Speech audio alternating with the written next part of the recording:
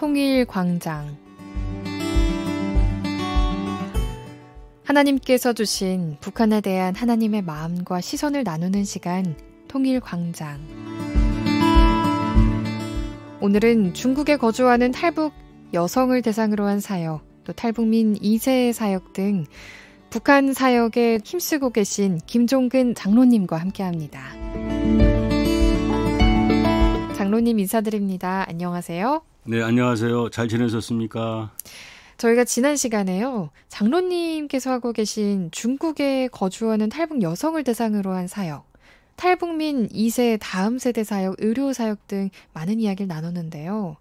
장로님께서는 실제로 대한민국에서는 금융감독원에서도 일을 하셨고 경제 분야에 그렇게 계시면서 증권업계에서도 일하셨고 준법감시협의회에서도 2대 회장을 역임하셨다고도 들었어요.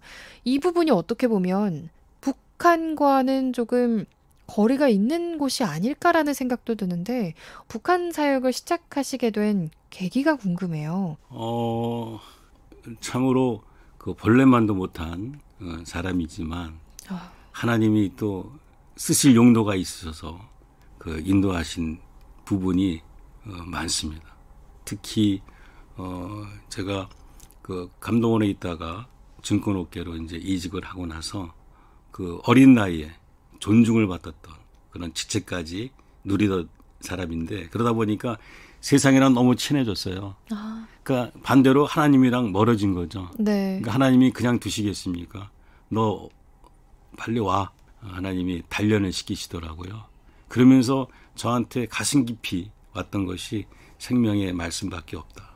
내가 이 세상 살아가는 길은 이 세상에서 정말 존재할 수 있는 삶의 근본은 하나님 말씀 붙잡고 사는 것이다 라는 생각을 하게 됐고, 이후에 이제 하나님께서 때가 되니까 한순간에 높이시는데 제가 증권회사에 모증권선에 전무까지 하게 되고, 또 준법감시협의회라는 큰 단체, 그 준법감시협의회라는 거를 잠깐 설명을 드리면 IMF 이후에 우리나라가 여러 가지 제도가 바뀌었습니다. 네. 그 중에 하나가 금융기관 회사 안에 준법감시인이라는 제도를 두게 되어 있어요. 그래서 준법감시인을 법적으로 한 명씩 세우기로 되어 있습니다. 그래서 제가 섬겼던 준법감시협의회는 증권회사, 선물회사 준법감시인들의 모임이고 단체고 한국증권거래소에서 주관해서 만든 기관입니다.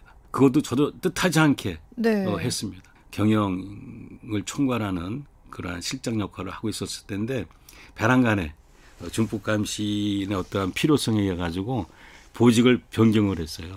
하면서 그 준법감시인이 출무한 지가 몇 달 안 됐을 때인데 초대 회장했던 분이 또 자격 미달로 그 자리가 공석이 됐을 때입니다. 네. 그러니까 자연히 제가 감독원 출신이니까 좀 여러 가지 영향에 의해서 제가 그냥 추대되다시피 해서 그냥 그 자리에 앉게 되었습니다. 네. 지나 보니까 하나님이 저한테 훈장을 주신 거예요. 그래도 좋은 사람이 어디 가서 이렇게 할 때 당신 뭐 했어? 라고 되면은 구구절절에 막 설명을 해야 되지 않습니까? 근데 설명할 필요가 없어요. 네. 준법감시협의회 회장 김종근 치면 이력도 나오고 무슨 일을 했는지 나오고 하나님이 그렇게 높이셨던 것이 있습니다. 그래서 그런 영광으로 제가 이제 이렇게 하나님의 은혜를 받았는데, 북한에 대한 사역에 대해서는 제가 이제 금융 쪽에 있다 보니까 경제 분야에 관심이 있고 이 나라가 여러 가지 면에 발전할 텐데 가장 필요한 게 저 대륙으로 진출을 해야 된다. 근데 북한이 가로막고 있는데 저거 빨리 문이 열려야 되는 거 아닌가. 근데 북한을 보니 공산주의 국가고 공산주의는 하나님을 대적하는 이념 정치란 말이죠. 저 북한에 복음이 들어가야 되겠다. 그러면 하나님의 뜻이 무엇인가? 하나님은 나누기도 하지만 합하시기도 하나님이라고 저는 믿고 있는데, 그렇다고 치면 어느 때인지는 모르지만 하나님이 하나 되게 하실 때 너는 뭐였냐라고 했을 때 저는 그래도 이 복음 하나가 되는 가운데 복음 통일해서 통일 한국으로 하나님 만드신 과정에서 복음을 전했습니다라고 하는 것이 맞지 않느냐. 그리고 이 대한민국도 마찬가지입니다. 북한이라는 그 장벽이 있음으로 해가지고 성장의 한계성이 있어요. 지금도 우리가 북한의 문이 열리면 네. 어마어마한 성장과 발전의 기회가 옵니다. 북한의 무한한 그 지하 자원과 대륙을 뻗치는 그런 활로가 지금 다 준비가 되어 있어요. 중국도 사방팔방으로 길을 다 열어놨고 러시아도 중국까지 저기 유럽까지 가는 길을 다 해놨기 때문에 북한의 문만 열리면 하루아침에 저기 파리까지 가고 런던까지 갑니다. 중동까지 가고 이스라엘까지 갑니다. 그런 길이 열릴 터인데 지금 막혀 있는 거죠. 네. 어떻게 보면은 우리 몸에 혈이 막혀 있는 거나 마찬가지입니다. 이 혈맥이 풀릴 때 대한민국은 온 땅에 예수 복음 전하는 위대한 민족이 하나님이 만들어 주실 겁니다. 아멘. 그래서 저는 이거 정말 좋은 감동이고 은혜다 해서 그때부터 이제 북한에 대해서 관심을 갖게 되고 기도하게 되고 언제쯤인지 모르지만 하나님 사용하여 주십시오라고 했던 것이고 그런 계기 차에 우리 지금 탈북민 사역을 하고 있는 송영훈 목사님을 만나서 아름답게 지금 협력하고 있습니다. 이 땅 대한민국이 하나님의 제사장 국가로 크게 쓰임받기 위한 기도가 북한에 대한 마음으로 전달이 됐고 지금 그렇게 사역을 하고 계세요. 그러면 하나님께서 장로님을 다시 부르셨다라고 말씀을 하셨는데 실제로 장로님이 하나님께로 돌아온 인격적으로 만난 그때는 언제인 건가요? 1994년쯤입니다. 제가 다니던 회사에서 작은 사건이 좀 있어서 네. 제가 이제 새벽 기도를 처음으로 나가게 됐어요. 사실 지나보니까 별 문제 아니었는데 네. 그때 저한테는 왜 이렇게 큰 문제였는지 밤을 못 잤어요. 잠을. 새벽에 우리 그 집사람이 교회를 가는데 안 따라갈 수가 없었습니다.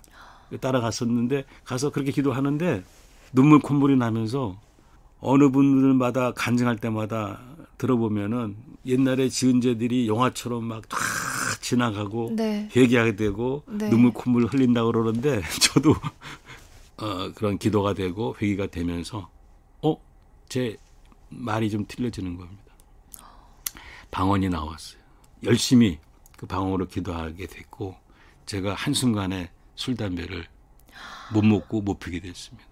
수많은 사람들이 확인된 사실이고 안 먹고 안 핀 게 아니라 못 먹고 못 피게 되셨어요.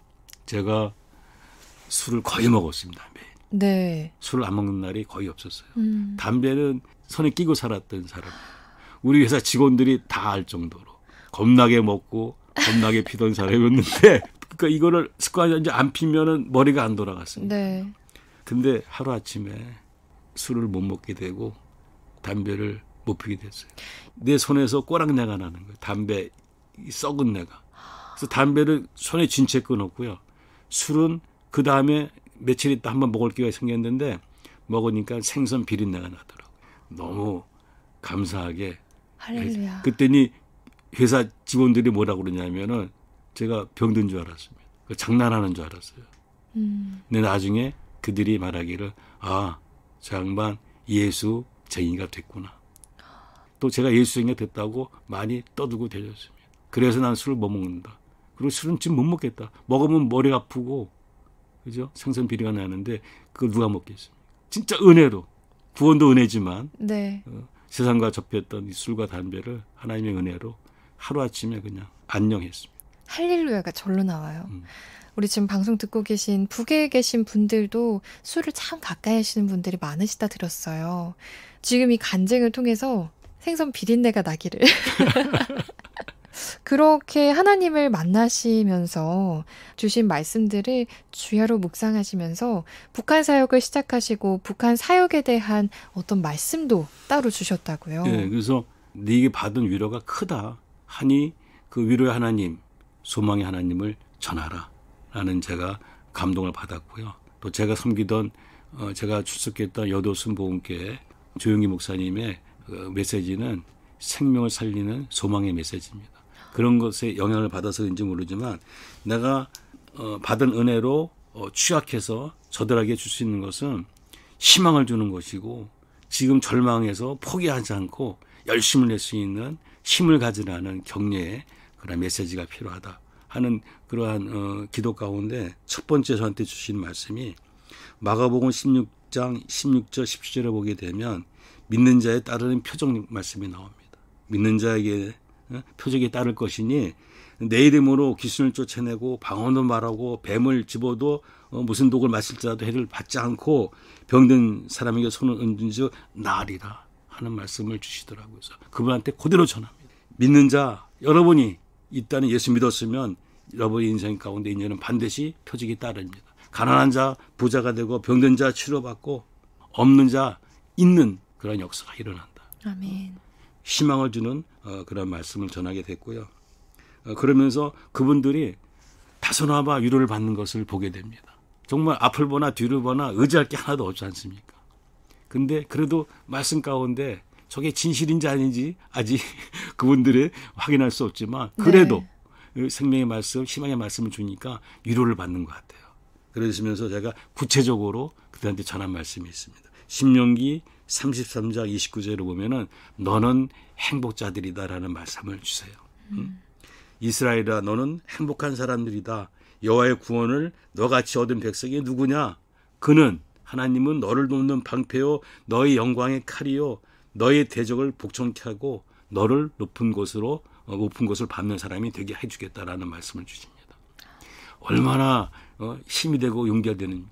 나는 무력하지만 내가 믿는 하나님이 나를 높은 곳에 다니게 하시고 내 대적을 물리쳐 주시고 나를 위해 싸워 주시고 일하신다는데 누가 싫어하겠어요? 하나님이 나의 방패가 되어 주시고 피난처가 되어 주시는데 얼마나 힘이 돼요. 때문에 너는 행복하라. 너는 행복하라. 행복한 사람이다. 그 말씀이 지금 이스라엘한테 하는 말씀이 아니라 저와 여러분한테 하는 말씀이다라는 얘기를 해드립니다. 그러면 정말입니까요? 중국말로 쩌너마. 맞습니다. 내가 믿는 하나님은 살아계신 하나님이고 말씀은 어제나 오늘 또 동원하고 말씀이 곧 하나님이시기 때문에 그 말씀 하나님 믿는 것처럼 말씀을 붙잡고 믿으면 그 말씀이 나한테 일어난다. 그래서 지금은 당신은 행복한 사람이다 할 때 전혀 거부감이 없습니다. 할렐루야 하고 두 손 들고 같이 예배드립니다. 마지막으로 그러면 받은 은혜가 있고 이렇게 생명을 얻는 말씀을 들었으면 할렐루야 하고 그냥 찬양만 할 것이냐? 그게 아니죠. 여러분들은 요셉입니다.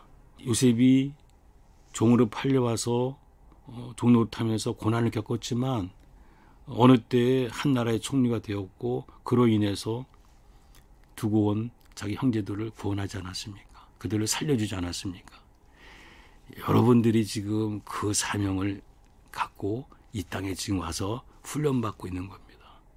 저 북한 땅 하나님께서 구원의 문을 여실 때 여러분들이 가서 이 생명의 복음을 전하셔야 합니다.